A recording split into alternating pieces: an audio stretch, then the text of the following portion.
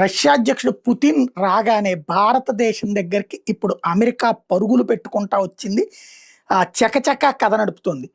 December 7న America under secretary Alison Hooker Bharat దగ్గరకు వచ్చేసింది. వెంటనే పుతిన్ పర్యటన ముగించిన సరిగ్గా 48 గంటల్లో పరిగెత్తుకొచ్చింది. ఇది రొటీన్ పర్యటన కాదు, తక్షణ వ్యూహాత్మక జోక్యం అని చెప్పాలి. ఇప్పుడు కీలక ప్రభుత్వ కార్యాలయాల్లో చర్చలు జరుగుతున్నాయి రహస్యంగా.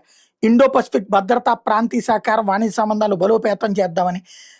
అదే సందర్భంలో రష్యా నుంచి రక్షణ పరికరాల మీద భారత్ ఆధారపడడం వద్దు, మేము అందిస్తాం అన్నటువంటిది చెప్పుకొస్తోంది. అలాగే అమెరికా వాణిజ్య ప్రతినిధులు కూడా ఈ చర్చల్లో పాల్గొంటున్నారు. వరుసగా మా దగ్గర నుంచి తీసుకోండి, మేము అమ్ముతాం అన్నటువంటిది, మీ దగ్గర నుంచి మేము కొంటాం, మీరు రష్యా నుంచి తగ్గించండి అన్నటువంటి. బట్ భారతదేశం మాత్రం నిర్మోహమాటంగా తోసిపుచ్చుతోంది. ఏదైతే నిరంతరం మా వ్యాపార వ్యవహారాలు ఎలా సాగుతాయో